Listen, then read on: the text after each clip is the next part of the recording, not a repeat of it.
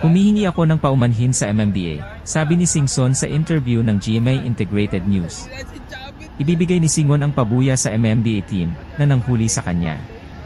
Pinapahanap ko na si MMDA Chairman Roman Artes. Magpapadala ako ng 100,000 pesos na premyo sa mga nanghuli para ma-encourage sila na manghuli, sabi ni Singson. Wala dapat above the law, dagdag pa niya. Nahuli ang armored vehicle na pag-aari ni dating Ilocos Sur Governor Luis Chavit Singson na illegal na gumamit ng EDSA busway nitong Lunes. Huli ng mga traffic enforcer mula sa Metro Manila Development Authority na kung saan nakita pa si Singson sa loob ng sasakyan. Sinabi ng dating gobernador sa mga traffic enforcer na ginamit lamang ng kanyang sasakyan ang bus lane para mag-overtake dahil sa emergency. Tiketan mo na lang ako. Emergency lang kasi, saad ni Singson. Hindi ako dumaan.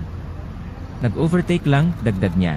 Batay sa mga alituntuning inilabas ng Department of Transportation, ang mga sumusunod lamang ang pinapayagang gumamit ng busway, public utility buses, kabilang ang mga may special permit, on-duty na mga ambulansya, mga truck ng bumbero, at mga sasakyan ng pulisya, at mga sasakyang pangserbisyo na gumaganap ng mga tungkulin para sa busway. Ang mga sasakyan ng Pangulo ng Pilipinas, Vice Presidente, Pangulo ng Senado, tagapagsalita ng Kamara, at punong mahistrado ay pinapayagan ding dumaan sa nakalaang lane para sa mga public utility bus. Oy, bayad ako ha, mukha ko. Patay po nga. Patay po nga. Oo, bayad ako. Aba, ano? Hindi ako dumaan, nag-overtake lang. Aba. Magandang oras po sa inyo lahat. Gusto ko lang po magpaliwanag sa nangyari kanina na nahuli sa bus lane. Yun po, I'm very sorry. At hindi sinasadya dahil nag-overtake daw yung driver. Hindi naman sa bus lane mismo, nag-overtake lang sa...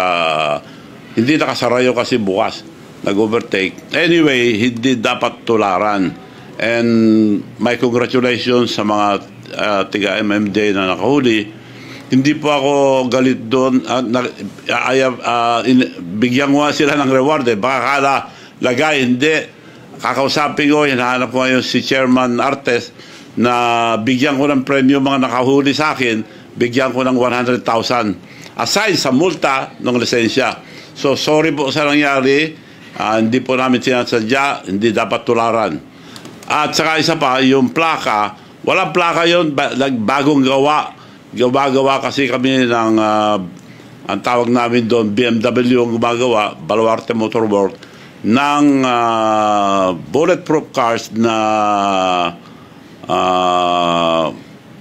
bagong-bago, kaya wala pang plaka.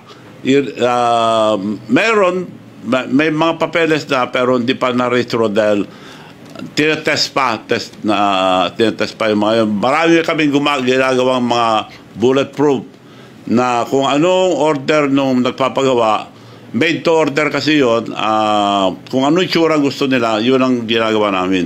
So wala pang plate number yun, pero meron, nakarehistro yun, marerehistro yun. Yun lang po, inuulit ko, I'm sorry what happened, hindi dapat gayahin, at ako, aside sa multa sa lisensya, gusto ko magbigay ng premyo sa mga nakahuli through Chairman Artes. So, pasensya na po. I'll be giving 100,000 sa mga nakahuli. Salamat.